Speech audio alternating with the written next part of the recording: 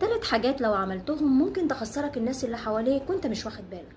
لما النبي صلى الله عليه وسلم يقول لنا آية المنافق 3: إذا حدث كذب، وإذا وعد أخلف، وإذا اؤتمن خان. صدق رسول الله صلى الله عليه وسلم. والثلاثة لهم علاقة بالكلام. يبقى معنى كده إن حضرتك لو بتتكلم في موضوع وانت معتقد إن انت صح، أو إن انت سمعته من حد موثوق منه لكن مش متأكد، يبقى تسكت وما تتكلمش بالموضوع.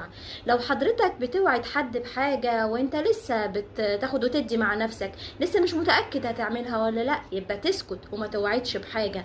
لما حضرتك حد يديك امانة وتبقى انت مش واثق ان انت قد المسؤولية وان انت تقدر تحترمها وتصونها، يبقى حضرتك تسكت وما تقولوش قشطة امان يا مان.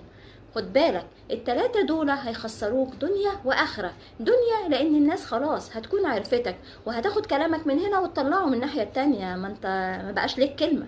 وفي الاخره اللي هتكون مستني حسنه عشان تطلعك من النار وتوديك الجنه باذن الله، هتلاقي مليون واحد طلع لك واللي انت عملت فيهم المشاكل دي، لانك اكيد لما هتكون عملت فيهم المشاكل دي هتكون ظلمتهم في حاجات، فيبتدوا ياخدوا من حسناتك فتخسر اخرتك. من الاخر كده يا جماعه، السكوت مش عيب، انما العيب ان انا ما كنتش قد كلمتي. سلام عليكم.